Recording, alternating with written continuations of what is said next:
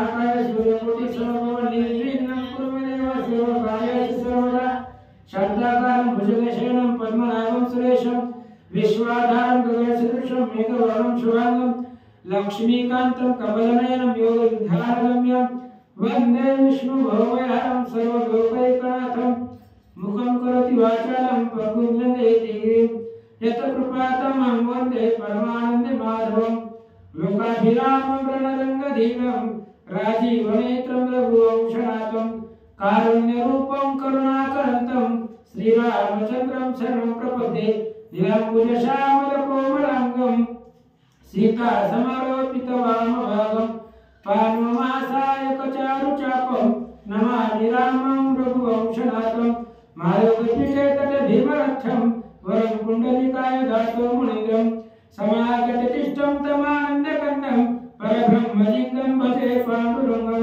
जेने पंढरी सारिकाची आपुला धामंगा अवकेला वैकुंठधिपती विठ्ठल सखा सुरेला जोडीला जो का भूतळवटी भक्त विरक्त विख्यात हा बोधला त्या श्री संत मार्कोजी चरणी साष्टांग मी घातला उडाला तो उडाला कपिंद्र उडाला समुद्र लंघोनी लंकेत गेला लंकेत जाऊन विचार केला नमस्कार माझा त्या मारुतीला आता जैसा ऐसी तैसिया नमो तुझ्या श्रीरामराया तुझे निपुण रूपवर्या स्तुती वदवया सामर्थ्य पुंडलिक उदाहरण श्री ज्ञानदेव तुकार पंढरीनाथ भगवान की जय नाथ महाराज की जय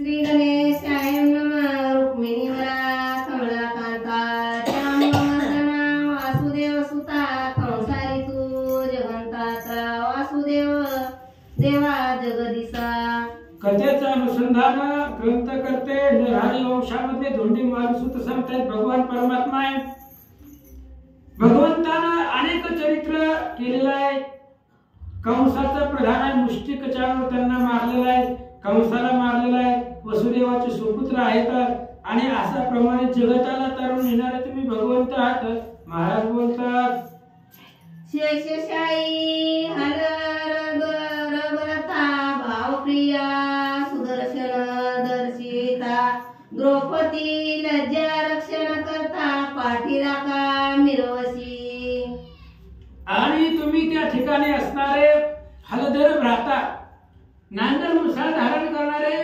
बळीराम दादा त्यांच्या असणारे बंधूजी तुम्ही आहात जगताचे संकट घालणारे तुम्ही भगवान परमात्मा आहे काय काय केलं द्रौपदी लज्जन रक्षण करता द्रौपदीने हात मारली जेवत ताट बाजूला सारलं द्रौपदी आपणासारखी केली असंख्य वस्त्र तिला पुरवली सभेमध्ये तिची लाज राखली जेवण वाढत असताना पदर निसटला तेव्हा चतुर्भुज केलं तिथेही तिची लाज राखली अशा प्रकारचं तुम्ही भक्ताचे परिपूर्ण संरक्षण करणारे भगवंत आहात महाराज बोलतात जैसा पांडवाचा पाठी राखा तैसा मिरवशी महदोदिका भक्तिसार ग्रंथ कौतुका वाग्रवड मनवशी आणि जसा पांडवांचा पाठी राखाय ज्ञानदेव म्हणे व्यासाची खुणा द्वारकेचा राणा पांडवा घरी व्यास महाराजांचं म्हणणं आहे द्वारकेचा राजा पांडवांच्या घरी कशासाठी त्यांची पाठ राखण्यासाठी आणि त्यांचं जसं संरक्षण केलं तसंच असणारी माझी इच्छा आहे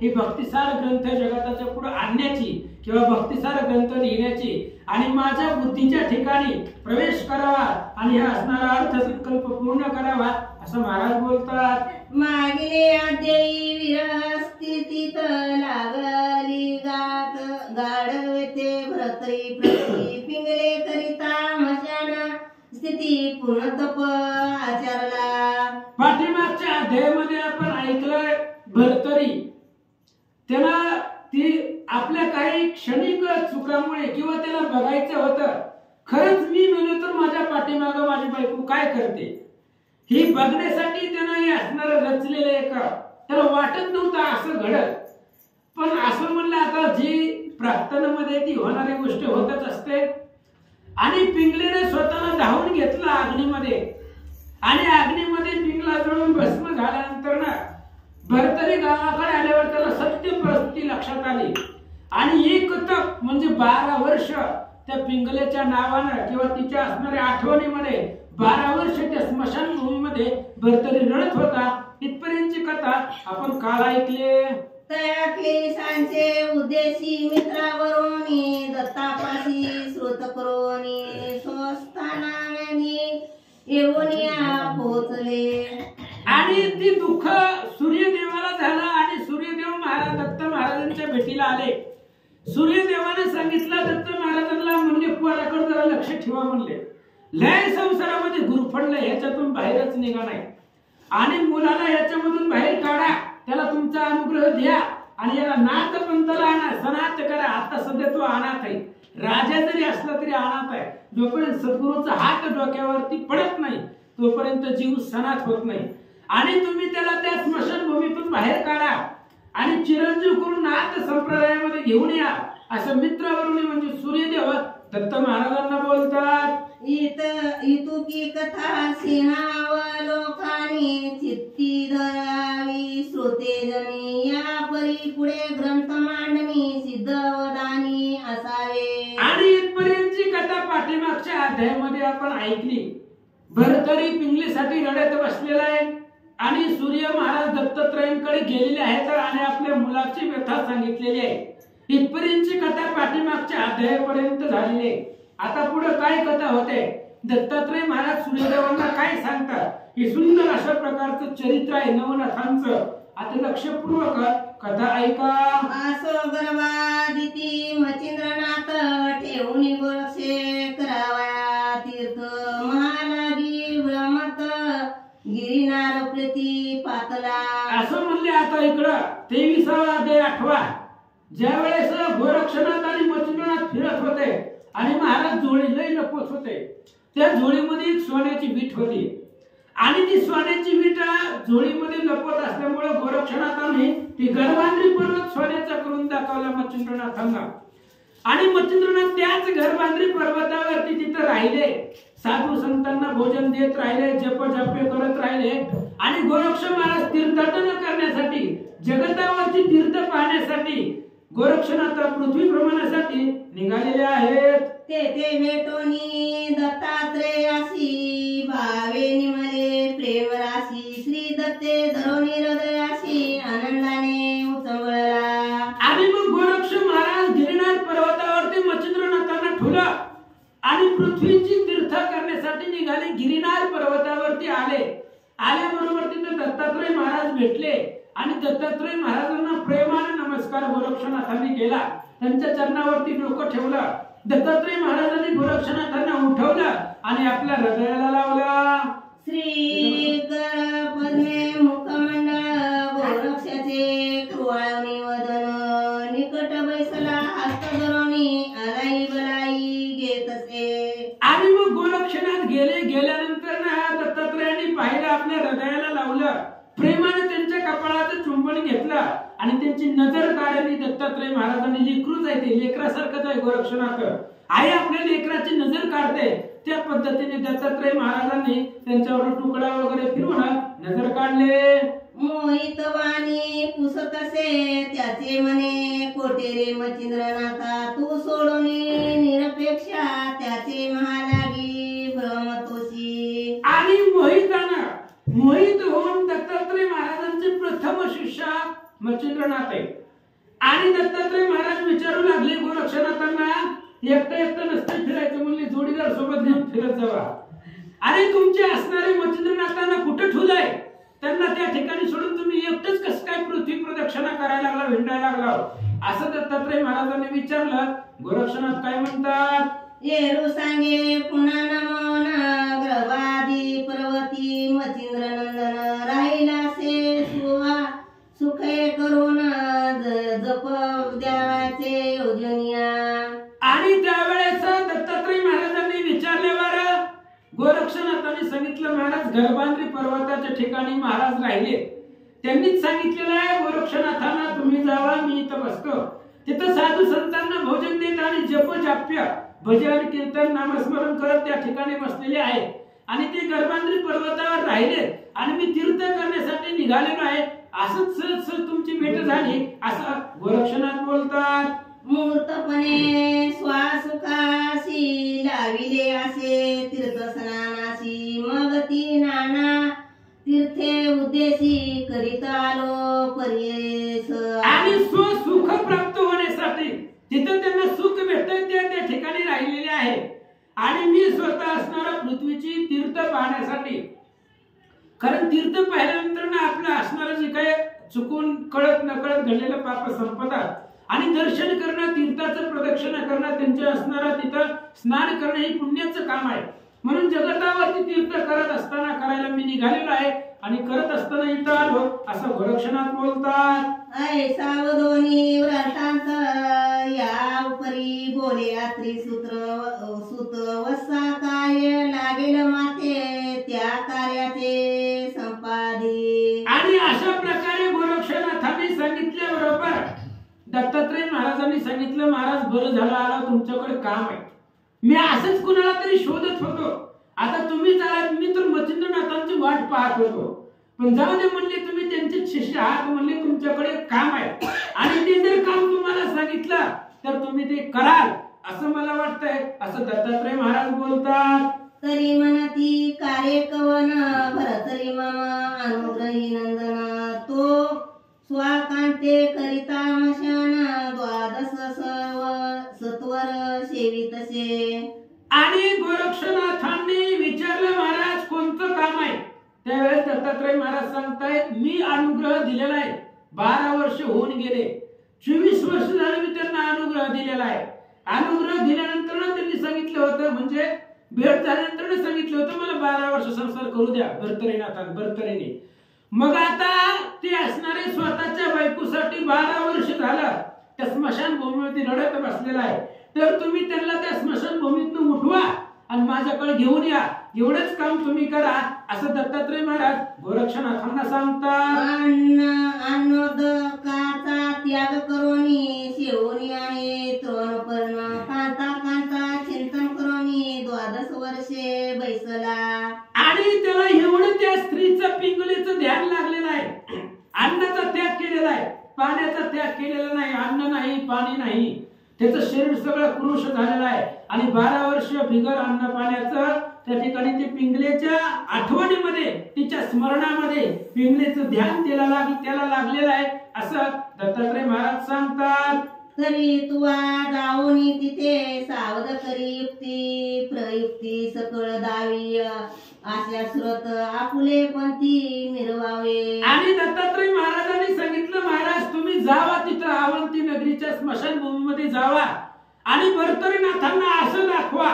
लटिका व्यवहार सर्व हा संसार वायाला झार हे त्यांना पटवून द्या जगतामध्ये जेवढं जेवढं दिसतंय ते सगळं शाश्वत आहे संपणार आहे कधी ना कधी त्याचा नाश होणार आहे नाशवंत देह जाणार सकळ हे सगळं संपणार आहे असं त्यांना प्रचिती दाखवा असं दत्तात्रय महाराज बोलतात त्याशी मी अनुग्रह जेव्हा दिदला तेव्हाची गुंतवला संकल्पाला की सोडून वैभव पंथाला नाथपंथी मिळवेल मी आणि मी जेव्हा भरतरींना भेटलो होतो तेव्हाच मी त्यांना अनुग्रह देऊन सांगितलं होतं की सगळं या संसारामधून बाहेर पडा आणि नाथ पंथामध्ये या त्यावेळेस भरतरींनी सांगितलं होतं मला 12 वर्ष फक्त मला संसार करू द्या 12 वर्ष मी संसार केला की मी सगळं सोडून देतो आणि तुमच्या बरोबर भिक्षाजवळ घेऊन हिंडतो असं मला भरतरींनी तेव्हा सांगितलं होतं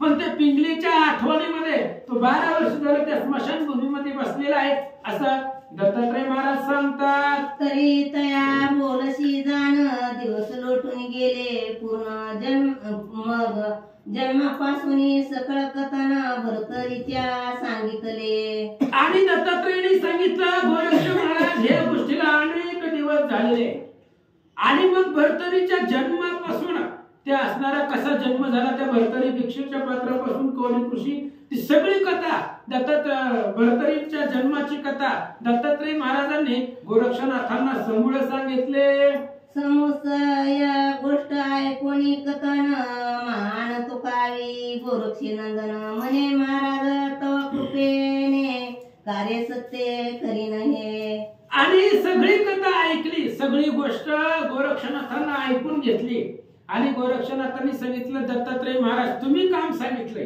काम सांगणारा समर्थ आहे आणि तुमची जर कृपा झाली तर किती बी अशक्य गोष्ट तुमच्या कृपेच्या बळावरती ती पूर्णता करील असं गोरक्षनाथ महाराज बोलतात. तव आज्ञा या परिमाते असता मग भरतरी डोहाते आणि कनकता ही अशक्य नसे माते वार्तार्थ घडला सहजती. आणि त्यावेळेस त्यांनी सांगितलं, म्हणले महाराज गोरक्षनाथ बोलतात, दत्तात्रय महाराज तुमची कृपा आशीर्वाद पाठीशी असेल तर भरतरी रूपी लोखंडाला सुद्धा मी सोन्याचा कनकता आणतो, भरतरी रूपी लोखंड सुद्धा सोन्यासारखं चमकवतो, पण त्याच्यासाठी तुमची कृपा लागते आणि तुमची कृपा असल्यावर ते सुद्धा काम मी शक्य पूर्ण करील असं गोरक्षनाथ सांगतात. हे महाराजा तू कृपा घन वर्षा लागी मम देहा कारण ते भरतरीचे ज्ञानकन अनायासे कनक शेषी. आणि त्यावेळेस गोरक्षनाथ बोलतायत, महाराज तुम्ही कृपेरूपी पावसाचा वर्षाव माझ्या देहावरती केलाय, आता त्या कृपारूपी पावसाच्या वर्षावानं ह्या भरतरीच्या मनामध्ये ज्ञानाचे कण निर्माण करतो आणि शेतामध्ये पिकावरती कणसावरती पाऊस पडला की त्याला धान्य येतात. तशा पद्धतीने हे ज्ञानरूपी धान्य भरतरीच्या मनामध्ये उगविन निर्माण करील असं गोरक्षनाथ बोलतात.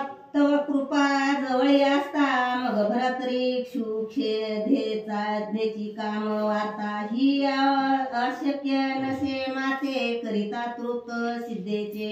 अहो तुमची कृपा असल्यानंतर ना, तुम्ही कृपा केल्यानंतर ना, भरतरी क्षुधा जी आहे, भरतरीला जी काही क्षुधा आहे ती क्षुधेची काम वार्ता सगळी संपून टाकीन.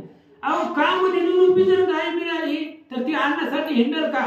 तसं तुमची कृपा झाली तर जगतामध्ये कोणतंच कार्य अशक्य नाही, अवघड नाहीये असं गोरक्षनाथ बोलतात. काम कल्पना तरू मम चिंता घनी पावला विस्तारू तेथे भरतरी नत्व विचारू दरिद्राने उरे. अहो तुम्ही असणारी कल्पतरू चिंतामणी तुम्ही आहेत आणि तुमच्यासारखी कल्पतरू चिंतामणी प्राप्त झाल्यानंतर ना ही भरतरीच्या मनातली जी काही अपेक्षा आहे, कामना आहे, कारण कल्पतरूच्या झाडावर बसल्यानंतर ना सद्गुरे नमः. तरी आता बोलतो प्रमाण कार्य आपुले करून देन ऐसे म्हणून वंदनी चरण शीघ्र ग्रहती निघाला. आणि गोरक्षनाथांनी सांगितलं, महाराज प्रमाण बोलतोय, शपथ घेऊन बोलतोय, तुम्ही जे काम सांगितलेलं आहे ते काम मी योग्य रीतीने परिपूर्ण करीन तुमच्या कृपेच्या सामर्थ्यानं असं म्हणून पुन्हा त्यांच्या असणारे चरण वंदना केली, दत्तात्रय महाराजांच्या पाया पडले आणि तिथून त्या कामासाठी गोरक्षनाथ गिरनार पर्वतावर निघाले.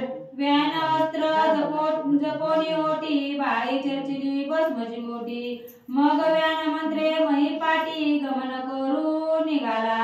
आणि मग व्यान अस्त्र म्हणजे गतीचं अस्त्र आहे आणि ती व्यान अस्त्राचा असणारी विभूती घेतली, कपाळाला लावली गोरक्षनाथांनी स्वतःच्या आणि ते असणाऱ्या भस्मावरती व्यान मंत्र म्हटला. वाऱ्याच्या वेगाला मनाच्या वेगाला पाठीमागे टाकून गोरक्षनाथ त्या व्यान मंत्राच्या वेगाने गिरनार पर्वतावर निघाले. लवता डोळ्यांचे पाते शनी आला होती प्रत पत्रास योजने निमिषांत शिथित लगोनिया पातला. आणि मग लगेचच असणारा व्यान मंत्र म्हटला आणि डोळ्याची पापणी उघडझाप करण्याच्या वेळेमध्ये त्याला एक क्षण म्हणताय आणि त्या एकाच क्षणाच्या आतमध्ये 50 योजन अंतर गोरक्षनाथांनी क्रमिलं आणि त्या गिरनार पर्वतावर आवंती नगरीमध्ये 50 योजन अंतर निमिषामध्ये क्रमून महाराज आले. तो गोरक्ष येता स्मशान निकट दुरोणी पाये भरतरी नीट तो सर्वांगतीचे अति कृशवट स्निगत प्राण देखिला. आणि स्मशान भूमीमध्ये आल्याबरोबर गोरक्षनाथांनी लांबूनच पाहिलं भरतरीला, एकटाच आहे स्मशान भूमीत, दुसरं कोण असतंय का? एकटा रडत बसलेला आहे, शेजारी पाजारी कोणी नाही, बोलायला कोणी नाही. त्या पिंगलीला जिथं जाळले तिच्या शरीराची क्रिया जिथे केलेल्या आहेत तिथं बसून निवार रडत बसलेला गोरक्षनाथांनी पाहिलं.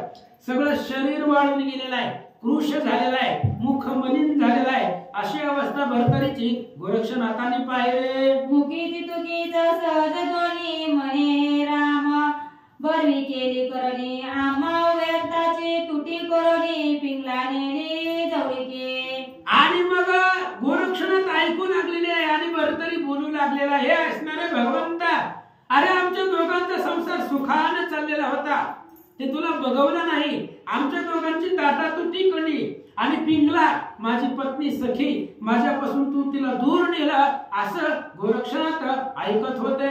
ऐसी सहज ध्वनी ऐकोनी पाहुणी तयाचे कृशपण, परमचित्ती हळून चकचकाव मानितसे. आणि गोरक्षनाथांनी ती भरतरीची स्थिती पाहिली. एकटा रडत बसलेला आहे, पिंगलीसाठी दुःख करत बसलेला आहे. आणि असं गोरक्षनाथांनी पाहिल्याबरोबर त्यांच्याही मनाला हळहळ वाटली. शरीर सगळं वाळून गेलेलं आहे, तोंड सुकून गेलेलं आहे, पोटामध्ये अन्नाचं कण नाहीये. आणि अशा अवस्थेमध्ये भरतरी रडत बसलेला गोरक्षनाथांनी पाहिलं. आणि तो संत आहे, साधू आहे, त्यांचंही चित्त मनामध्ये हळहळलं. चित्ती म्हणे कठीण राव आचरे परम निर्वाण, अस्थिमय राहिला प्राण तुझ्या व्यक्त होनिया. आणि चित्ताच्या ठिकाणी गोरक्षनाथ विचार करू लागलेले आहेत. काय राज आहे, सर्व सिद्ध ऐश्वर्य असताना सुद्धा सगळ्याचा त्याग केलेला आहे आणि त्या पिंगलीसाठी लढत बसलेला आहे. फक्त शरीरावरती त्वचा दिसू लागलेली आहे, हाड, बाकी सगळं असणारं मांस रक्त त्या 12 वर्षामध्ये आटून गेलेलं आहे, कृश शरीर झालेलं आहे. अशी अवस्था गोरक्षनाथांनी पाहिले. तरीचा विरोध यासी बाणला आहे पूर्ण मानसी, तोवर पंगी वागरासी कदा काळी मानिना. गोरक्षनाथांनी विचार केला, आपण जर भरतरीपाशी गेलो आणि त्याला सांगितलं की बाबा हे सगळं नाशवंत आहे, उठून घरला तर ते येणार आहे. बरं त्याला 12 वर्षात कोणीच सांगितलं नसेल का? अहो सगळे सांगून सांगून दमले ती. मग ज्यानं कुणाचंच ऐकलं नाही तो आपलं ऐकल का? आपण जर सहज गेलो त्याच्यापाशी म्हणलं हे बाबा ही पिंगला गेली ती गेली, आता महागाई येत नसती, चल घरला उठून, ते येणार होता का? म्हणून गोरक्षनाथाने विचार केला, ह्याला सांगायचं नाही, एक शब्द पण बोलायचं नाही, आपण आपापल्या बुद्धीनं त्याला सावध करू असा विचार करू लागले. तरी ते आम्ही जे बोलू ते सकळ होय बोलू, जैसा सुदेला वेळू पळवा ते मिरवेना. आणि विचार केला गोरक्षनाथाने, आपण जेवढं जेवढं बोलल ते सगळं वाया जाणार आहे, व्यर्थ जाणार आहे. आपण बोललेल्याचा परिणाम ह्या भरतरीवरती होणार नाही, कारण ते ऐकण्याच्या मनस्थितीमध्ये नाही. त्याला आता कोणी जरी सांगितलं तरी तो कोणाचंही ऐकणार नाही.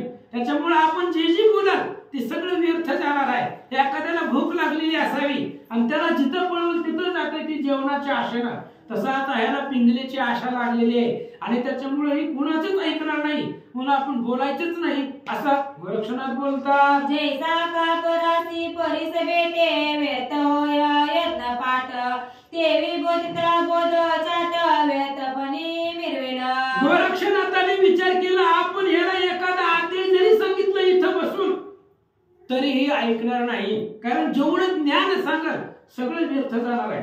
परिसाची खापराची भेट झाली, काय उपयोग आहे? परिसाची लोखंडाची भेट व्हावी लागते तेव्हा सोनं होते. परिस खापराला जाऊन भेटला ते जसं व्यर्थ आहे, त्याचं सोनं होणार नाही.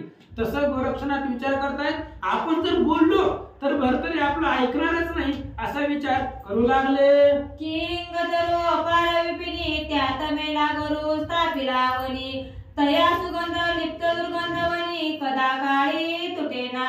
किंवा हिंगाचं वन आहे आणि त्या वनामध्ये जर चंदनाचं झाड लावलं, चंदनाचं काय सुगंधित काम आहे, आणि दुर्गंधित जागेमध्ये जर सुगंधित चंदन लावलं तर त्याच्या वासाचा उपयोग तिथं होणार नाही, दुर्गंधीचाच वास जास्त येणार आहे. तसं चंदनाचं झाड तिथं लावून उपयोग नाही, तसं आपण बोलून उपयोग होणार नाही असं गोरक्षनाथ बोलतात. की शर्करेच्या आळी पाळी चक्रावरणाच्या वेष्टीला वेली, परी त्या कुटुत्व पणा सकळी मधुरपणा मिरवेना. किंवा साखरेचं झाड आहे, साखरेचं आळ ते असणाऱ्या कडुलिंबाच्या झाडाला केलं किंवा कारल्याच्या झाडाला साखरेचं आळ केलं तर ती साखरेचा गोडपणा लागणार नाही, ती कारलं कडू ती कडूच लागणार आहे. तसं आपण जेवढं सांगल ह्या भरतरीला ती सगळं वाया जाणार आहे असं गोरक्षनाथ बोलतात. की चतुराननाचे हस्तकमळी जन्मावर स्थापिले दरिद्र बाळी, ते व्यवसाय करून नवाळी कदा काळी जाणेना. किंवा ब्रह्मदेव आहे आणि त्या ब्रह्मदेवाच्या कपाळावर त्याच्या हातावर जर दरिद्री ठेवला तर ब्रह्मदेव गरीब राहणार आहे? गरीबाचं सारखं ब्रह्मदेव राहणार आहे का? अहो तो सत्ता आहे त्याची ब्रह्मदेवाची, तो देव आहे, तो कधीही देव दरिद्र्यामध्ये राहणार नाही. तसं आपण सांगितलेलं ज्ञान हे आता भरतरीच्या उपयोगाला येणार नाही असं गोरक्षनाथ बोलतात. तरी आता विचार येता जेव्हा काही बुधर रहितात, ज्याते जैसी कामना स्थिती तेची स्थिती वर्तावी. आणि गोरक्षनाथांनी विचार केला आता आपण ह्याला बोलायचं नाही पण ह्याला बोध करायचा आहे, कारण दत्तात्रयांना आपण प्रमाण दिलंय, भाष्य दिलेलं आहे आणि दत्तात्रयांचं बोलणं आपल्याला परिपूर्ण करायचंय. पण ह्याला इथं ज्ञान सांगत बसायचं नाही, याची स्थिती ज्ञान ऐकून घेण्याची नाही. मग जशी ज्याची स्थिती आहे तसं तिथं वर्तन करावं लागतं. मग आता आपण काय करायचं ऐका. की स्वपुच्छ चक्रवेडा नीट होण्या यज्ञ पाडा, ते विराव झाला वेडा शब्द बोध झालेना. एका कुत्र्याचं शिकूट वाकडा आहे, ती जर आपण सरळ केलं तर 2 मिनिटासाठी आपण सरळ करेपर्यंत सरळ होतंय, पुन्हा हाय तसं वाकडं होतंय. कुत्र्याचं शिकूट कधी सरळ होतंय का? सरळ राहतच नाही. तसं ही भरतरी स्त्रियेच्या पिंगलेच्या विरहामध्ये वेडा झालेला आहे. जसं कुत्र्याचं शिकूट सरळ होत नाही तसं हे तर ज्ञान सांगून काही उपयोग होणार नाही असा विचार गोरक्षनाथ करतात. जैसा जो तैसाची होता स्थित, मग संतोष मिरवे चित्त, संतोष मिरविल्या कार्य प्राप्त, घडून येते कळिका. आणि जशी ज्याची स्थिती आहे तसं त्याचं चित्त असतं. चित्त आपल्या परिस्थितीवरती आपलं चित्त असतं. गरीबातला असणारा घरात राहणारा माणूस विमानात हे त्याची स्वप्न बघल काय? त्याचं जशी परिस्थिती आहे तसं त्याचं चित्त तिथपर्यंत असतं. आणि त्या पद्धतीने जर आपण वागलं तर त्यालाही संतोष होईल आणि आपल्यालाही आनंद मिळेल. म्हणून आपण काय करू, भरतरीची जशी स्थिती आहे त्याच पद्धतीने आपण वर्तन करू, त्यामुळे त्यालाही आनंद होईल आणि आपल्याही मनाला समाधान भेटेल असं गोरक्षनाथ बोलतात. पहा राम शत्रुदानवा, परी विभीषण मिरवला भिन्न भावा, तेने करुणी स्वयंभवा पंकु दिले नाहीच की. बघा म्हणलं रामायणामधले उदाहरण दिला.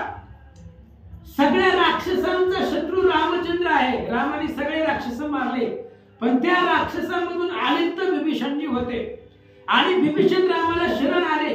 त्याच्यामुळे रावणाचं राज्य अक्षय राहिलं. रावण गेला पण त्याची लंकाचं राज्य जे आहे ते विभीषणाच्या ताब्यामध्ये आलं आणि आजही विभीषण चिरंजीव आहे. तो राक्षसापासून वेगळा झाला आणि रामचंद्राला शरण आला म्हणून विभीषणाचं राज्य आणि विभीषण अक्षय राहिले.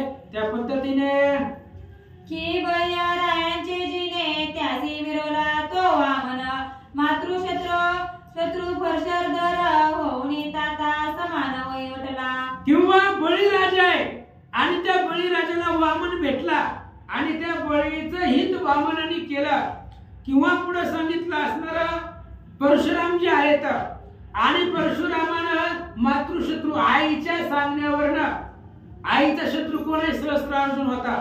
त्या सहस्त्रार्जुनाला मारायचं सांगितलं होतं आईनं आणि रेणुकीच्या सांगण्यावरनं परशुरामाने 21 वेळा पृथ्वी निक्षत्रिय केली. तसंच आपणही या भरतरींना आपल्या असणाऱ्या नाथपंथामध्ये आणू असा विचार करतात. तन्ने करुणी येते रायासी ओपावे सर्वहित, संतोष मिरवणी अत्रिजुता काती दोज लावा. आणि मग गोरक्षनाथांनी विचार केला दत्तात्रय महाराजांनाही आनंद वाटला पाहिजे आणि भरतरीचं हित सुद्धा त्याला प्राप्त करून दिलं पाहिजे. त्याला या असणाऱ्या जगतामधून जे काही संसारामध्ये गुरफटलेलं आहे त्याच्यामधून त्याला बाहेर काढायचं आणि दत्तात्रयांच्या चरणावरती नेऊन ठेवायचं असं गोरक्षनाथ विचार करतात. मग जाऊन औंतिकेस फुल्लाळ गृही संचार करीत, एक गाडगे आणून त्याते बाटली नाम ठेविले. मग गोरक्षनाथाने भरतरीला काहीच बोलले नाही, रडू नको सुद्धा म्हणले नाही, तिथून काहीच बोलले नाही. त्याच्यापासून कडकडवला निघून गेले. अवंती नगरीमध्ये गेले त्या गावामध्ये आणि गावात जाऊन कुंभाराला भेटले आणि कुंभाराच्या घरचं एक गाडगं आणलं मातीचं आणि ती गाडगं आणून त्या गाडग्याला बाटली हे नाव ठेवलं. गोरक्षनाथांनी स्वतःच ठेवलं गाडग्याला बाटली हे नाव ठेवलं आणि ते गाडगं घेऊन पुन्हा मशानभूमीमध्ये भरतरीपाशी आले. उपरी रंग चित्र विचित्र देऊनी रोगणी केले पवित्र मग ते चमक पाणी पात्र तेजा लागी दर्शवी. आणि त्या गाडग्याला गोरक्षनाथाने चित्र विचित्र रंग दिला. वेगवेगळा रंग पिवळा निळा जांभळा लाल अशा प्रकारचा रंग त्या गाडग्याला दिला आणि दिल्यामुळे ती गाडगं चमकू लागलं. अतिशय सुंदरपणे दिसू लागलं. आणि त्या गाडग्याला बाटली नाव गोरक्षनाथांनी ठेवलेलं आहे. काय करतात? परी अंतरी पात्र कच्चेपणी वरी रंग दावी लखलो कोणी जेवी वाढीव ब्रह्मज्ञानी परी अंतरी हिंगो. पण त्या गाडग्याच्या आतमध्ये काय होतं का? काहीच नव्हतं. ते कच्चं गाडगं होतं. त्याच्यामध्ये काही नव्हतं. फक्त वर्ण कलर दिलेला होता. ते वरून अतिशय सुंदर दिसत होतं ते गाडगं. जसं ब्रह्मज्ञान आहे. वर्ण ब्रह्मज्ञान सांगायचं आणि अंतःकरणामध्ये त्याचा प्रभाव परिणाम काही नाही. जगा सांगे ज्ञान आणि स्वतः कोरडा पाषाण.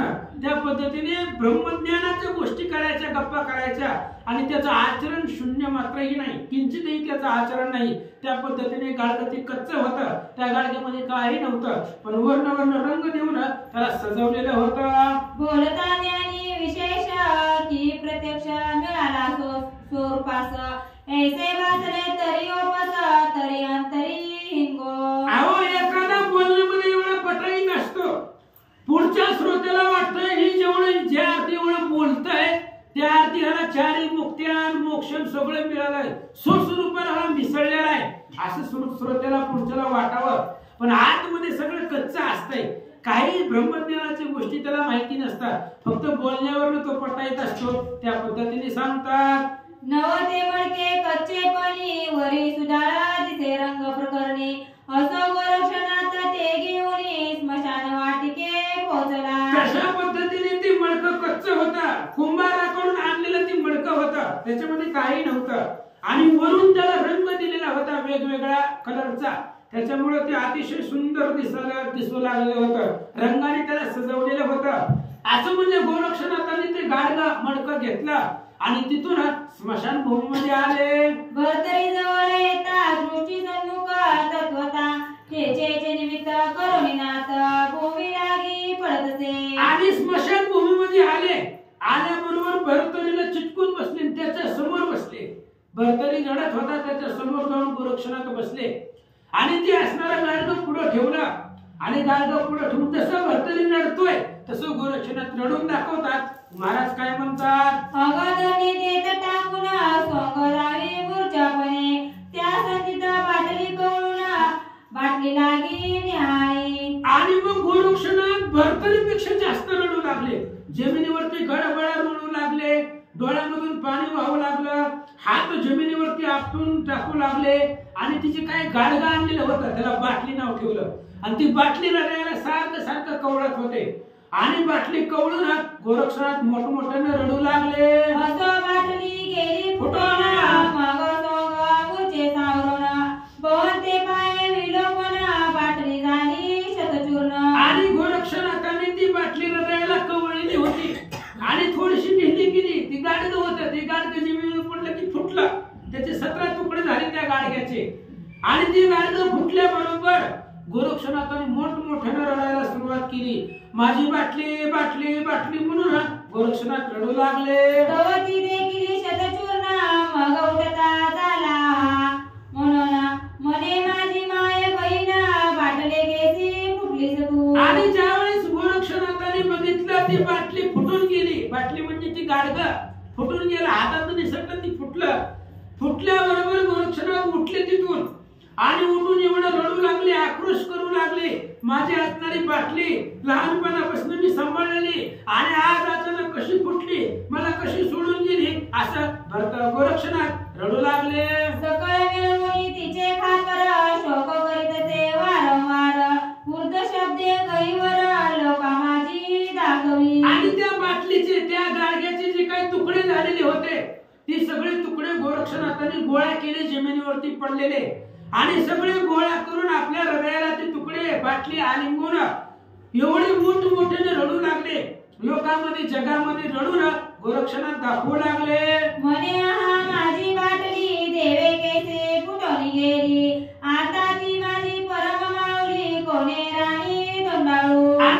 भरतरीपेक्षा गोरक्षनाथांचा आवाज मोठा होता स्पीकर लावल्यासारखं. आणि गोरक्षनाथ रडू लागले, म्हणले माझी बाटली दैवयोगाने माझ्यापासून दूर झाली. आजपर्यंत माझ्या सोबतीला होती, माझ्या संग होती, आणि आज अचानक कशी फुटून गेली, मला सोडून कशी गेली याचं दुःख गोरक्षनाथ करू लागले. महामाये गेलीस सोडून आता तुझ्यासाठी वेचीन प्राण.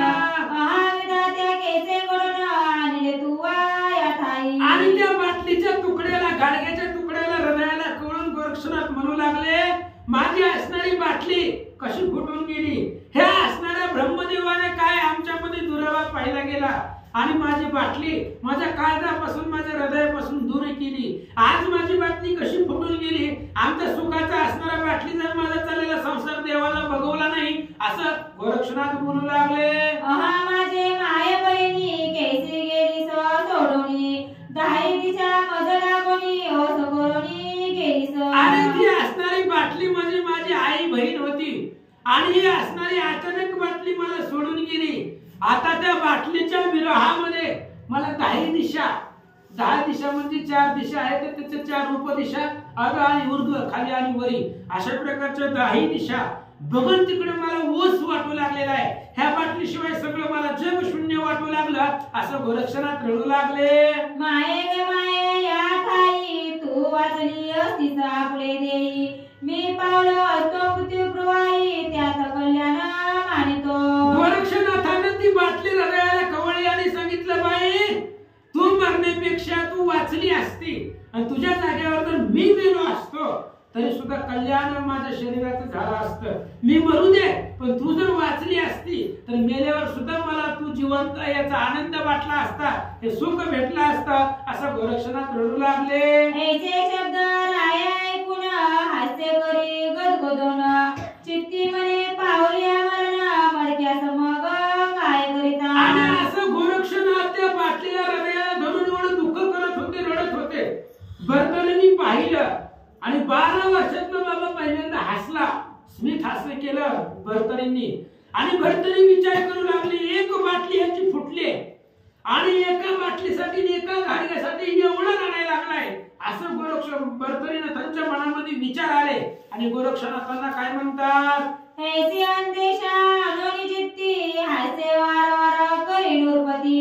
एकीकडे गोरक्ष चित्ती आरंभळे हतासे. आणि गोरक्षनाथाकडे पाहून भरतरी हसू लागले, कारण त्यांना हसू येण्यासारखा प्रकार गोरक्षनाथांनी केलेला होता. बाटलीसाठी एवढं कोण रडतंय का, पण गोरक्षनाथ एवढं रडू लागले मोठमोठ्याने, कळवळून अंतःकरणापासून रडू लागले. हे जसं जसं गोरक्षनाथ रडतील तसं तसं भरतरीनाथांना हसू येऊ लागला. धरणी टाकूनी शरीर हृदय पिटी उभय करी बाटली वागोत्तरी ऐसे मनोनी आरंभळे. आणि त्या बाटलीसाठी गोरक्षनाथ जमिनीवरती गडाबडा लोळू लागले. पुन्हा पुन्हा ते असणारे बाटलीचे खापर उचलून हृदयाला लावू लागले, त्याचं चुंबन घेऊ लागले आणि पुन्हा पुन्हा जमिनीवरती अंग टाकून मोठ्याने आक्रोश करून गोरक्षनाथ रडू लागले. म्हणे तू गेली समाय बहिणी परी माझे आटले सुदेव पाणी.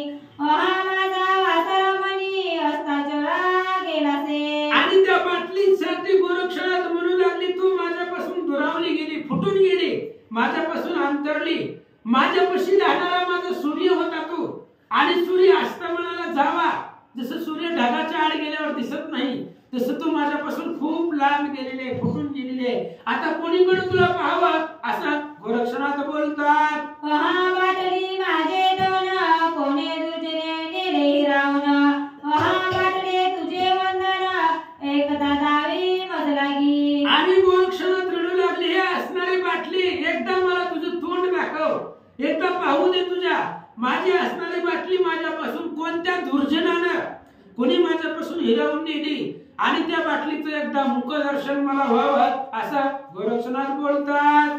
बाटली परम दुर्जटी कोणी रावली भगवंताची काठी. ऐसे म्हणत सेवा गोटी मायवदना दावी गे. आणि पुन्हा पुन्हा गोरक्षनाथ रडू लागले ही बाटली म्हणजे माझ्या आंधळ्याची काठी होती. आंधळ्यापासून त्याची जर काठी हिरावली तर त्याला पुढे चालणं होत नाही, त्याचं सगळं असणारं चलनवलन थांबतं. तसं ही काठी रूपी असणारी माझी बाटली होती आणि ही बाटली माझ्यापासून कोणी हिरावून नेली, फुटून गेली, त्या बाटलीनं मला पुन्हा तोंड दाखवावं असं गोरक्षनाथ बोलतात. ऐसे म्हणून दीर्घरुदन करीत आहे अट्टहास्य करून परिराव बसते पावना चित्ता माझी चाकाटे. आणि असं म्हणून गोरक्षनाथ मोठ्यानं दीर्घरुदन मोठमोठ्यानं त्या ठिकाणी स्मशानभूमीमध्ये रडू लागले आणि भरतरी लांबून पाहू लागले. त्यांना हसू येत होतं, कारण एक बाटली फुटलेली आहे गाडग्याची आणि त्या गाडग्यासाठी बाटलीसाठी गोरक्षनाथ एवढं रडतंय, याचा असणारा आश्चर्य भरतरीला वाटू लागला. हा पिंगला ऐसा घोष करीता वाचला परिते पावनी विसरला मनी आश्चर्य बहुमानी. आणि 12 वर्ष पिंगला म्हणून रडत बसलेला भरतरी 2 मिनिटासाठी पिंगला नाव विसरून गेला. 2 मिनिटासाठी पिंगलीचं जे काही स्मरण होतं ते तिच्या डोक्यामधून गेलं आणि गोरक्षनाथाला पाहिलं. 12 वर्षामध्ये सगळी पिंगला डोक्यामध्ये स्मरण असताना गोरक्षनाथाला पाहिलं आणि ती पिंगलाचा विसर पडला भरतरीनाथांना. आणि विसर पडून गोरक्षनाथाकडे पाहिलं आणि आश्चर्य करू लागले. मने वेंचिता दमडी अडका तयासाठी धरून अंका नाशवंत जाणे सर्वनिका शोक केवी करत असे. आणि मग भरतरी गोरक्षनाथांच्या जवळ गेले. म्हणले आता आपलं पिंगलाचं थोडं बाजूला राहू द्या. गोरक्षनाथाच्या जवळ गेले आणि गोरक्षनाथाला सांगितलं, महाराज अहो 10 रुपये दिले तरी गाडगं येतंय, गाडग्याला काही मूल लागतंय का? थोडं पैसे दिले तरी मी कितीतरी गाडगी तुमच्यापाशी आणून देतो आणि एक गाडगं फुटलंय त्याच्यासाठी एवढं शोक करत बसलाव, एवढं रडत बसलाव असं भरतरी बोलू लागले. ऐसे जलपुनी चिंती निवांत बेतला तयशीती परिहुडी तरुबला प्रति शांतपणे राहिना. आणि भरतरी असं बोलू लागले. त्यावेळेस गोरक्षनाथाने मोठ्याने राहायचं बंद केलं. तरी सुद्धा भरतरीला दाखवण्यासाठी जी काही दुःख आहे बाटलीसाठी, ते दुःख अंतःकरणामध्ये हुडहुड करत होतं. त्याची चिंता हृदयाला लागलेली होती असं सांगतात. सुशब्द वाक्य अमृत पर संचिता झाला वागुत्तर मने योगिया का चिंता दूर शोक करीसी हे सांग. आणि मग भरतरी जवळ गेले गोरक्षांच्या आणि गोरक्षांचा योग वेश कसा होता? योगियांचा वेश होता.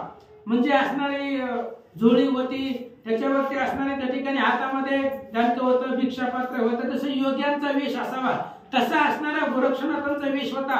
भरतरी त्या गोरक्षनाथापाशी गेले आणि सांगितलं, महाराज योगी मुनी तुम्ही कशासाठी रडत बसला हो मला सांगा. अरे वेंचिता सापिका गौरी मडकेल पुन्हा आवडी तयासाठी शोक परवडी करीसी काय हे मूर्खा. आणि भरतरी सांगू लागला, मूर्ख आहे का म्हणले तू? आता भरतरी राजा होता आणि राजा असल्यामुळे त्याला ते अधिकार प्राप्त होता. आणि भरतरीने सांगितलं, मूर्ख आहे का म्हणले? अरे एक असणारी बाटलीन गाडगं फुटले.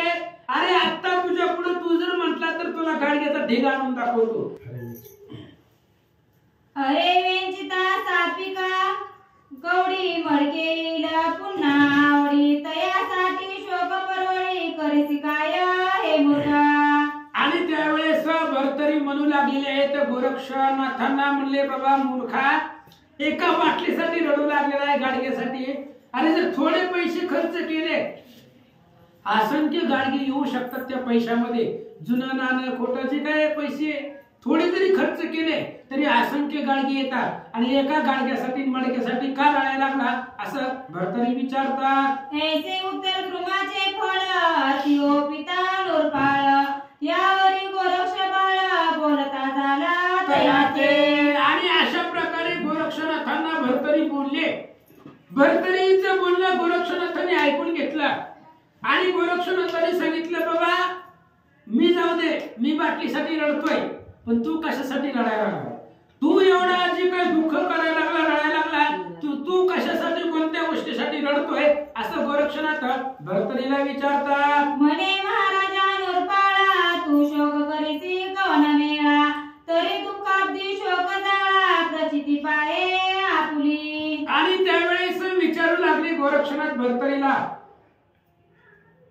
म्हणले बाबा तू कशासाठी रडायला लागला, एवढं दुःख करायला लागलाय, कोणत्या कारणासाठी तुम्ही एवढे दुःख करता असं गोरक्षनाथांनी विचारलं. काय सांगतात? तरी हा पातळ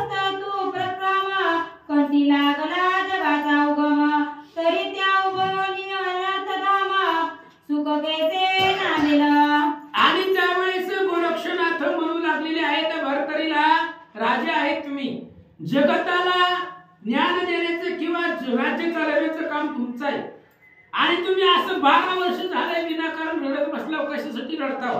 मी रडतोय माझी बाटली फुटली म्हणून, पण तुम्ही कोणत्या गोष्टीसाठी रडताव असं गोरक्षनाथ विचारतात. तरी आपणावरून नोरपती घ्यावी जगाची अर्थ प्रचिती, माझी बाटली फुटली स्थिती दुःख जाणे मी एक.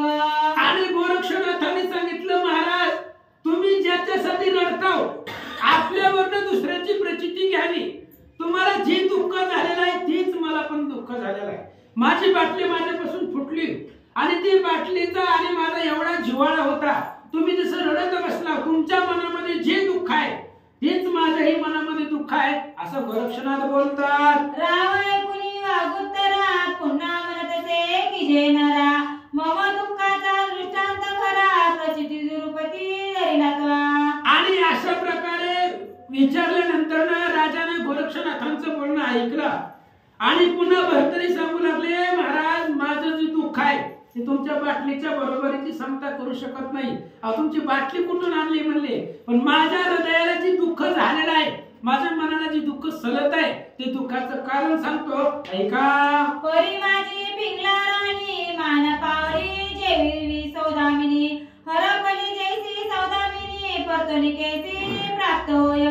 आणि त्यांनी सांगितलं भरतरी बोलतायत महाराज माझी पिंगला नावाची राणी आहे, पत्नी आहे आणि आवडती आहे आणि ती पत्नी जसे आकाशामध्ये वीज चमकावी आणि एकाच क्षणामध्ये वीज गुप्त व्हावी त्या पद्धतीने माझी पिंगला मला सोडून गेलेली आहे आणि त्या पिंगलाच्या विरहामध्ये तिच्या असणाऱ्या शोकामध्ये मी दुःख करतोय. पुन्हा मला माझी पिंगला कशी प्राप्ती होईल असं विचारू लागले. शतानुशत मार्गी मिळता प्राप्त करुणी देन शनात, पिंगले समान स्त्री रत्न कैसे दुसरे मिळेल. भरतरीने सांगितलं महाराज तुम्ही ज्या मडक्यासाठी ज्या गाडग्यासाठी ज्या बाटलीसाठी लढताव अहो मी आता एक ऑर्डर जर दिली कुमाराला तर 100 गाडगे तुमच्या पुढे उभा करून ठेवतो, तशी माझी पिंगला मला भेटणार नाही. तुम्ही ज्या गाडग्यासाठी लढताव त्या गाडग्याचा ढिगारा तुमच्यापाशी लावतो, पण माझी पिंगला मला कसं प्राप्त होईल असं भरतरीचं ऐकलं. महाराज काय म्हणतात यावरी गोरक्ष बोले वचना, तुझ्या पिंगला लक्षावधी जाण, प्राप्त करीन एक क्षण पर्येसी बाटली मिळेना. गोरक्षनाथांनी सांगितलं भरतरी तू ज्या पिंगलेसाठी लढताव महाराज तुम्ही फक्त 100 गाडगे आणून देता म्हणला, मी तर लक्षावधी पिंगला तुमच्या आणून देतो. आणि ते एका पिंगल्यासाठी तुम्ही काय लढायला लागला? तुमच्या जे काही पिंगला धावून गेलेले आहेत त्या लक्षावधी पिंगला आता तुमच्या पुढे प्रगट करतो. तशी माझी बाटली तसं माझी असणारी बाटली भेटणार नाही यासाठी लढतोय असं गोरक्षनाथ बोलतात. ऐसे कुणी नरादीपा म्हणे पिंगलेचे स्वरूप, गुणावंती गंभीर दीपा लक्षावधी दाविसी. आणि असं बोलल्यानंतर भरतरीला आश्चर्य वाटलं आणि भरतरीने सांगितलं माझ्या लक्षावधी पिंगला आणून देतोय असं म्हणायला लागलाय तू. हे बघ मला पिंगलीचं स्वरूप दाखव, लक्षावधीचं मला माहित नाही पण एक दाखव. माझी जी पिंगला धावून गेलेली आहे 12 वर्ष मी तिच्यासाठी लढतोय त्या पिंगलीचं स्वरूप माझ्या डोळ्यानं मला बघायचंय ते दाखव असं भरतरी बोलतात. तरी लक्षावधी पिंगला माते आतांची दाखवी सद्गुरु भरिते, तू ते बाटल्या शतानुशते सिद्ध करीतो या ठाया. आणि लगेच भरतरीने सांगितलं गोरक्षनाथांना माझ्या असणाऱ्या जे काही पिंगला आहे ती आता तू म्हणलास लक्षावधी पिंगला दाखवतो तर दाखव. लक्षावधी पिंगला तू इथं मला दाखव. मी आताच्या आता 100 पेक्षा अधिक बाटलीचा ढिगारा तुझ्यापाशी आणून ठेवतो असं भरतरी बोलतात. तरी तुझा चमत्कारू दाहे माते कल्पतरू, जैसा भूषण कृपा करू गुरु सुत तो गैवरला. अरे बाबा तुझा काय चमत्कार आहे, तुझ्यापाशी काय सामर्थ्य आहे ती मला इथं दाखव. माझ्या असणाऱ्या पिंगला जे आहेत ती पिंगला तू लक्षावधी आणून देतो म्हटलाय तर दाखव म्हणजे काय तुझ्यामध्ये सामर्थ्य आहे आणि माझ्या पिंगला मला माझ्या डोळ्यापुढे दाखव असं भरतरी बोलतात. तरी बा समान करणी माते मिरवेळ अंत करणी, ना तरी दिसा बाटल्यावाणी पर्यर्थ इंगुच दिसत असे. अरे बाबा जसं बोललाय तसं करून दाखव, नाहीतर सगळं जसं गाडगं फुटलंय तसं सगळं व्यर्थ आहे. तू आता जे म्हणला की लक्षावधी लाखो पिंगला आणून दाखवतो जसं बोललाय तसं मला आता करून दाखवा असं भरतरी बोलतात. जैसे मृग जळाचे पाणी परी अब्दी समान वाटे कानी परितृषा कोणाचा वासर रमणी असता जळी पावेना. अहो मृग जळाचं पाणी आहे. आपण उन्हाळ्यामध्ये जर हायवे रस्त्याने डांबरीनं निघालो तर आपल्याला काही अंतरावरती त्या उन्हाच्या झळ्यामध्ये पाणी दिसतंय, पण पाणी असतं का ते? मग तृषाकांताची तहान ते भागवणार आहे का? जरी ती झाडे आपल्याला पाण्यासारखे जर दिसल्या तर तिथे गेल्यानंतर पाणी भेटणार आहे का? मग समुद्रासारखी जरी असणारे ती मृगजळ वाटलं तरी सुद्धा तृषाकांताची ताण ती भागू शकत नाही. तशा पद्धतीने की शब्द औदंबरी गणा स्वर्गी हुनी करी गर्जना परितोय देशमाना मैलागी आतळेना. अवकाळी पाऊस असावा आणि अवकाळी पावसाचा असणारा आकाशामध्ये फक्त घडघडाट असते ढगांचा, पण थेंबर सुद्धा पाऊस पडत नाही. फक्त घडघडाट असते, ती वरडच जास्त असते आकाश. आणि एवढं ते आकाश घडघडाट करतंय, घरावरची पत्र थरकतात, पण थेंबर सुद्धा पाऊस जमिनीवर पडत नाही. त्या पद्धतीने जसं बोललाय तसं करून दाखव असं भरतरी विचारतात. की उगा काजवा जो तो दिलवा दावी तरी कामीर तिमिरास तो आठवी तेवी बोला बोल प्रवाही मिरू नको योगेंद्रा. आणि तशा पद्धतीने काजवा आहे. काजव्याचा प्रकाश कुठं? दिव्याचा प्रकाश कुठं? काजवा म्हणजे रात्रीच्या वेळेला आपण त्याला रातकिडा म्हणतो, सोनकिडा. आणि त्याचा प्रकाश आणि दिव्याच्या प्रकाशामध्ये फरक असतो.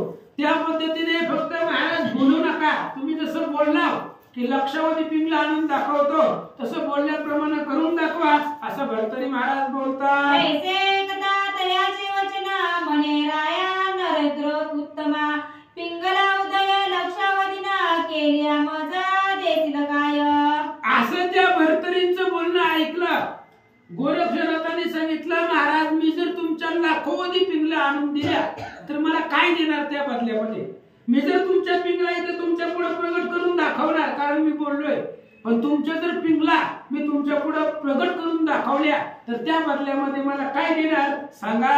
हेरू म्हणे पिंगला नयना दाविल्या पूर्वीना इच्छिली कामना राजवैभव सुख सेवना संकल्पिना तुझ लागी. भरतरींनी सांगितलं, तू जर माझी पिंगला मला इथं दाखवली, माझी पिंगला जर माझ्या डोळ्याने दृष्टीपुढे जर मी पाहिली गेली तर असणारं राज्य तुझ्या ताब्यामध्ये करेन. तुझ्या मनामध्ये जी कामना आहे काही ती सगळी कामना मागून बघ, मनामध्ये जी जी कल्पना करशील ती सगळं मी पुरविला असं भरतरी बोलतात. ऐसे बोलता नरेंद्र पाळ साक्ष कोण म्हणे गोरक्ष बाळ हेरू म्हणे पंचमंडळा साक्षभूत अस्तिबा.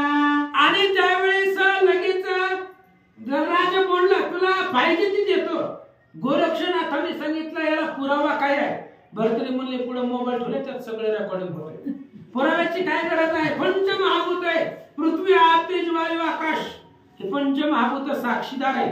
आणि पंचमहाभूतांना साक्षीला ठेवून सांगतो, जर पिंगला दाखवली मला तर तुम्ही मागल ती देतो असं भरतरी बोलतात. आणि अनलादी स्वर्ग सविता जळ पाताळ जळमयी मान्यता हे साक्ष असती बाधे कथा पशु पक्षी प्रगतिक. भरतरी सांगू लागले, पाणी आहे, पाण्यामध्ये असणारे पशु पक्षी आहेत, खालचं असणारं पाणी असेल, स्वर्ग देवता असतील, पंचमहाभूत असतील, पशु पक्षी असेल, आपल्याकडे वाहणारा वारा असेल, ही सगळं असणारे जे काही वस्तू आहेत ह्या सगळे साक्षी असतील असं भरतरी बोलतात. जरी मन गडे बोला समाना तरी पूर्वजा सर्व पावतीहीन स्वर्गवासी पावती पतना नरकवास भोगती. आणि भरतरी सांगू लागले, मला जर करणं हे शक्य झालं नाही, म्हणजे तू जर मला पिंगला दाखवल्या आणि तू मागशील ते जर मी तुला देऊ शकलो नाही तर माझे असणारे पूर्वज स्वर्गाला गेले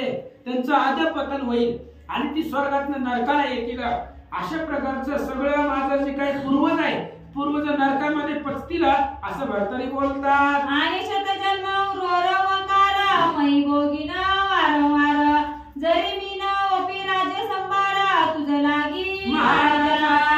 आणि भरतरीने सांगितलं, महाराज तुम्ही जर मला पिंगला दाखवली तरी मी राज्य तुम्हाला देणार असं बोललो, आणि मी जर तुम्हाला नंतर राज्य दिलं नाही तर 100 जन्म मी नरकामध्ये राहीन, 100 जन्म नरकाचा सहवास करीन. आणि मग असं मी जर बोलाप्रमाणे करणार नाही जर तुम्ही मागितल्याप्रमाणे जर मी तुम्हाला दिलं नाही तर मी नरकामध्ये पचेल असं भरतरी बोलतात. ऐसे बोलणी शपथपूर्वक पुन्हा बोले शपथदायक म्हणे महाराजा हे तपत बाळक बोला समाना दाविकी. अशा पद्धतीने भरतरीने शपथ घेऊन सांगितलं आणि गोरक्षाला बोलायला सुरुवात केली. महाराज तुम्ही पण जरा बोलल्याप्रमाणे करा.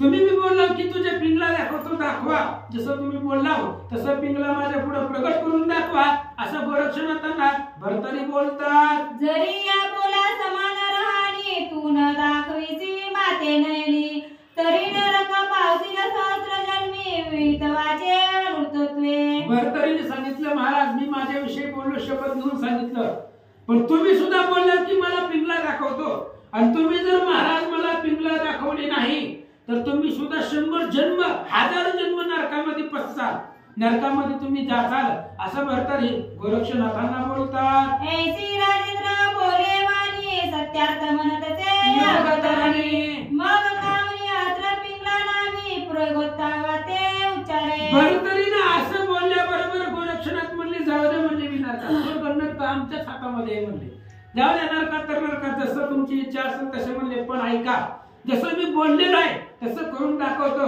म्हणून गोरक्ष महाराजांनी भस्माची मुठी हातामध्ये घेतली आणि ते असणाऱ्या भस्मावरती कामिनी नावाचं अस्त्र म्हटलं. कामिनी म्हणजे स्त्रिया, कामिनी नावाचा मंत्र ते असणाऱ्या भस्मावरती म्हटला. मग सहज करून उद्धव दृष्टी पेकिता झाला भस्माची मुठी तो ते कामिनी अस्त्र कोटी स्त्रिया कोटी उतरल्या. गोरक्षनाथांनी भस्माची मुठी हातावरती घेतली, त्याच्यावरती कामिनी नावाचा अस्त्र म्हटला गेला. वरती असणाऱ्या गोरक्षनाथांनी तोंड केलं आणि ती भस्माची मुठी आकाशाकडे फेकून दिली आणि कामिनी अस्त्राचा प्रयोग परिपूर्ण झाल्याबरोबर स्वर्गामधून हजारो कोट्यावधी स्त्रिया त्या असणाऱ्या आकाशामध्ये दिसू लागल्या. मुख्य पिंगला जी भस्म झाली तीच अनंत मूर्ती धरुणी उतरली पाठी पोटी व्यापिली सन्मुख उभी राहिली रायाच्या. आणि त्या असणाऱ्या भरतरीची मुख्य जी पिंगला होती जी आगडीमध्ये जळून गेलेली होती तीच पिंगला कोट्यवधी रूप घेऊन पुन्हा गोरक्षनाथांनी प्रगट करून दाखवली आणि भरतरीच्या मागे पुढे पाठीमागे समोर सगळीकडे त्या स्मशानभूमीमध्ये पिंगलाच पिंगला दिसू लागल्या. राव पाहुणी पिंगला स्वरूप मोह कामाचा उजळा दीप सगळा दिव्य सोनी आत्मा समीप संसार पुन्हा पुसतसे. आणि भरतरीनं पाहिलं त्या पिंगलीला, पाहिल्याबरोबर पुन्हा पिंगली विषयीचा मोह भरतरीच्या मनामध्ये निर्माण झाला, तिच्याबद्दलचं प्रेम जागृत झालं. त्या पिंगलीच्या जवळ भरतरी बसले आणि संसाराच्या खूण गोष्टी विचारू लागले. परी त्या पिंगला सगुण चरिता सर्व सांगती अचूक वार्ता सांगुनी उपरी बोधार्था राया प्रती बोलती. पण भरतरी जे जे विचारेल ती सगळं त्या पिंगलीने सांगितलं, कारण भरतरीला बघायचं होतं ही आपलीच पिंगला आहे का म्हणून संसाराच्या बारीक बारीक गोष्टी, रात्री अपरात्री केलेल्या गप्पा गोष्टी, एकांतामध्ये केलेला संवाद सगळं त्या पिंगलीला विचारू लागला आणि ती पिंगला अचूक उत्तर देऊ लागली. अचूक उत्तर दिल्यानंतर पुन्हा भरतरीच्या हिताचा बोध ती पिंगला करू लागले. म्हणती महाराजा प्राणेश्वरा ममराचे शैल्य वेचले अंतरा परी अश्वत्थाचा माता मारा फुकटपणी वाहिला. आणि त्यावेळेस पिंगला सांगू लागलेले म्हणले महाराज माझा विरह तुम्हाला खूप झालेला आहे पण अशाश्वत आहे, कारण तुम्हाला राज्य जरी भेटलं पण मी जरी जिवंत होऊन आले तरी काय अमर राहणार आहे का? पुन्हा कवा ना कवा मरण येणारच आहे. जे जे आकारात ते आले ते नाश ते पावले, जे जननी जठरी नाही जन्मले ते अमर झाले सर्वस्वे. रामायणामध्ये अमरत्वाची व्याख्या आहे. जे आईच्या पोटातनं जन्मलेलं नाही ते जगामध्ये अमर आहे. मग असं कोण आहे जो आईच्या पोटातून जन्मलेला नाही? जगतामध्ये जे जे जन्मले सगळे मरणार आहे. आता जरी मी तुमच्या बरोबर संसार केला तरी पुढे कालांतराने मरण आहे. मग दिसतंय की सगळं शाश्वत आहे, संपणार आहे. अशा प्रकारे हिताचा बोध पिंगला करू लागले. म्या चित्ती करुणी तुमची प्रीती दावणी घेतले पुन्हा उदय गोरक्ष जाती अनंत दृश्य पेकेले. अहो मी तुमची कामना धरून तुम्ही असणारे गेला आणि तुमचा विरह मी मनामध्ये तुमचं स्वरूप चित्त आठवून मी स्वतःला त्या अग्नीमध्ये धावून घेतलं. मी माझं जीवनाचं कल्याण केलं, कारण पत्नीला पती ही परमेश्वर असतो आणि त्याच्या सत्याने सगळं जीवन त्याच्या अधीन असतं. त्यामुळे तुमचं चिंतन करत करत मी स्वतःला धावून घेतलं. मला असणाऱ्या स्वर्गामध्ये पतिव्रतेचं जे काय पद आहे ते प्राप्त झालं. पण गोरक्षनाथाने पुन्हा मला प्रगट केला असं पिंगला बोलू लागले. केले तरी तुम्हा भावनी मिरवणे मजा पुन्हा आवनी परी शेवटी मृत्यूपणाची कातणी तुम्हा मातेची. ऐका म्हणले महाराज, गोरक्षनाथाने मला प्रगट केले, मी इथं आले आणि मी तुमच्या बरोबर संसार बी केला तरी सुद्धा पुन्हा मरणाची जी काही फेर आहे ती तुम्हाला बी आहे आणि आम्हाला बी आहे. कालांतराने संसारामध्ये तुम्हीही मरणार आहे आणि आम्हीही मरणार आहे. मरण कुणालाही चुकत नाही असं ते पिंगला सांगू लागले. तरी राया मही बोजा आता संग सोडणी माझा मोक्षमयी तळी ध्वजा लावणीया उभारी. म्हणून म्हणले ऐका महाराज, आता काय करा तुम्ही, ही संसार आहे, ही संसार सोडून द्या. कारण कसं आहे, मरण सगळ्यालाच आहे, मरण येणारच आहे. त्याच्यामुळे स्वतःच हित कशामध्ये आहे, हित ते करावे, देवाचे चिंतन करून या मना शुद्ध व्हावे. आता स्वतःच हित कशामध्ये पहा आणि स्वतःच कल्याण करून घ्या असं ते पिंगला बोलू लागले. या परी माझा काम चित्ती वरून आचरला संसार नीती परी मोक्ष मुक्ती मोक्षाची मातुस हाती चढणार नाही महाराजा. ऐका महाराज, मी आता तुमच्या बरोबर संसार केला, तुमच्या बरोबर राहिले तरी सुद्धा मोक्ष तुम्हाला भेटणार नाही, तुमचा उद्धार याच्यामधून होणार नाही. कारण जन्मून येतो, जन्मून मेलं की पुन्हा जन्म आहे, जन्म मरणाचा फेरा सुटत नाही आणि ती सुटण्यासाठी भगवंताचं भजन नामस्मरण पोथी पुराण करावं लागतं. ते तुम्ही करा, असणाऱ्या देहाचा उद्धार करून घ्या.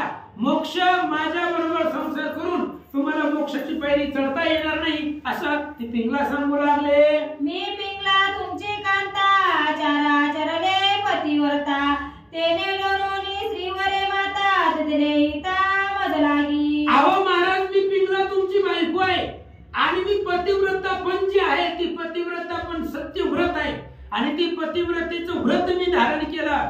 म्हणून मला असणाऱ्या भगवंताने माझा तो पतिव्रतेचा मान सन्मान केला आणि माझं हित माझ्या हातामध्ये दिलंय. मी माझं हित करून घेतलंय, तसं तुम्ही तुमचं हित करून घ्या असं पिंगला सांगू लागले. आता तुमचे सर्व हित तुम्ही विलोका प्रज्ञावंत मी तुमची दासी तुम्हा समंत चालू शके महाराजा. ऐका महाराज, मी तुमची बायको आहे, मरून माघारी जरी आली तरी तुमचीच बायको आहे. त्यामुळे तुम्ही म्हणचाल तसं तुम्ही स्वतःच हित कशामध्ये बघा, तुम्ही विचार करा. मी तुमची बायको आहे, तुम्ही जर म्हणला संसार करायचा तर मी तुमच्या बरोबर संसार करते, पण संसार करून मोक्षाची पायरी चढता येणार नाही, मोक्ष भेटणार नाही. म्हणून हित कशामध्ये आहे ते जाणून घ्या. ऐसे वजनी निवांतपणी पिंगला बेसरी रावैष्टोनी परी तो चमत्कार पाहुणी विस्मय त्यासी वाटला. आणि अशा प्रकारे ते पिंगला बोलली आणि पिंगला बोलून भरतरीच्या शेजारी त्या मशानभूमीमध्ये बसली. बसल्याबरोबर भरतरी क्षणभर शांत बसला आणि मग त्याला आश्चर्य वाटलं, हे घडलंच कसं. 12 वर्ष त्याच्यासाठी घडत बसलो, ती एकाएकी प्रगट झाली आणि या महाराजांनी आणून दाखवली. नेमकं महाराज कोण आहे, कशासाठी आलाय, याच्याकडे काय सामर्थ्य आहे हे ओळखलं पाहिजे असं भरतरी विचार करतात. मग जाऊनी गोरक्ष चरणी लोटू पाये दंडवतवनी परी सर्वज्ञ गोरक्ष धरुनी पाणी राया प्रती बोलत असे. मग भरतरीला आश्चर्य वाटलं आणि गोरक्षनाथांच्या पुढे जाऊन लोटांगण घातलं भरतरीनं, साष्टांग त्यांच्या चरणावरती दर्शन घ्यावं बरोबर विचार केला आणि पायावरती खाली पडले. तेवढ्यात गोरक्षनाथांनी दोन्ही हात धरले भरतरीचे, त्यांना उठवलं आणि हृदयाला लावून कडकडून मिठी मारले. हे महाराज महिपाळ माझा गुरु जो मचिंद्र बाळ मचिंद्र नामे प्रतापशीला शिष्य आहे दत्ताचा. आणि त्यावेळेस गोरक्षनाथ बोलू लागलेले आहेत, महाराज तुम्ही आमच्या पायावरती पडू नका, कारण तुम्ही आम्ही गुरुबंधू आहात. माझा असणारा गुरु जो मचिंद्र आहे, मचिंद्रनाथ आहे आणि त्या मचिंद्रनाथ म्हणजे दत्तात्रयांची प्रथम शिष्य आहेत असं गोरक्षनाथ सांगतात. तरी या वर्षी तुझ्या देई दत्तानुग्रह लादला पायी तरी तू मचिंद्र सोदर मही गुरु माझा ससकी. आणि विचार जर केला तर तुम्हाला दत्तात्रयांचा अनुग्रह आहे आणि मचिंद्रनाथांनाही दत्तात्रयांचा अनुग्रह आहे. या नात्याने जर विचार केला हे गुरु बंधू झाले. मग जसं गुरु मला मच्छिंद्रनाथ आहे तसंही तुम्ही माझ्या गुरुच्या योग्यतेचे आहेत, म्हणून माझ्या पायावरती पडू नका असं गोरक्षनाथ बोलतात. तरी तू वंदे आहेसी माते म्हणून न मना अनुचित, तरी माझा साष्टांग प्रणिपात तव चरणी असो की. गोरक्षनाथांनी सांगितलं महाराज तुम्ही माझे गुरु प्रमाणे आहे, माझ्या गुरुचे गुरुबंधू आहात तुम्ही, त्याच्यामुळे तुम्ही नमस्कार करणं अनुचित आहे, हे योग्य नाही. म्हणून गोरक्षनाथांनीच त्यांचं दर्शन घेतलं. महाराज माझाच नमस्कार तुमच्या चरणावरती असू द्यावा असं गोरक्षनाथ बोलतात. तरी रया सद्गुरु भ्रांता सांग की कामना के उद्भवी चित्ता, राजवैभव संसार दुहिता पिंगला बंगू इच्छितसे. आणि मग लगेच गोरक्षनाथांनी विचारलं भर्तरींना, म्हणले महाराज सांगा मनामध्ये तुमच्या काय इच्छा आहे ती सांगा. तुम्हाला आमच्या बरोबर आमच्यासारखं होऊन हिंडायचंय का राज्य या पिंगलेला घेऊन अवंतिकेचं राज्य करायचंय, राजगादी सांभाळायचे, काय तुमच्या मनामध्ये आहे मला बोलून दाखवा. किंवा सोडली सकळ संपत्ती कामना विरह वैराग्य चित्ती, आचरू वैसी व बोधमती तरी स्थिती सांगे की. महाराज तुमच्या मनामध्ये काय आता विचार चालू आहे मला सांगा. जर तुम्हाला संसार करायचा असेल तर पिंगला घेऊन जावा आणि राजगादी सांभाळा, आणि जर संसार सोडून सगळ्याचा त्याग करून जर आमच्या बरोबर येऊन योग धारण करायचा असेल, वैराग्य प्राप्त करायचा असेल तर आमच्या बरोबर चला. नेमकं मनात विचार काय आहे मला सांगा. जैसी कामना असे चित्ता तैसीच लाभेला तेज भरिता, ऐसे बोलता गोरक्षनाथा राव बोले उत्तर. आणि गोरक्षनाथाने सांगितलं महाराज काही गडबड नाही, तुम्ही निवांत विचार करा आणि विचार करून मला व्यवस्थित उत्तर द्या. मी तुमच्यापासून 2 मुद्दे मांडले. तुम्हाला संसार करायचा आहे, राजगादी सांभाळायची का आमच्यासारखं योग घेऊन हिंडायचंय, काय करायचंय हे विचार करून सांगा असं गोरक्षनाथाने बोलल्यावर भर्तरी काय म्हणतात. म्हणे महाराजा 12 वर्षा बेसल पिंगला उद्देशा, परी पिंगला स्वरूपासा प्राप्त झाली नाही की. आणि विचार केला भर्तरीने, विचार करून बोलू लागले महाराज 12 वर्ष या पिंगलेसाठी रडत बसलो. 12 वर्षामध्ये किती हाका मारले ते पिंगलेला, पण एकदा बी पिंगला आली नाही. महाराज तुम्ही कुठून आलाव कसं आलाव काय माहिती नाही, पण असंख्य पिंगला मला दाखवल्या. मग तेवढी सत्ता राजगादी सांभाळून प्राप्त होणार नाही असं भर्तरी बोलतात. तरी एवढी त्वरिता त्वरिता पिंगला दाविल्या शतानुशता, तरी ऐसे सबळ सामर्थ्य राज्यपदी दिसेना. आणि विचार केला भर्तरींनी 12 वर्ष पिंगलेसाठी रडत बसलो, एकदाही पिंगला माझ्या भेटीसाठी आली नाही. पण तुम्ही कुठून आलाव कसं आलाव मला माहिती नाही, आणि आल्याबरोबर तुम्ही असंख्य पिंगला दाखवल्या.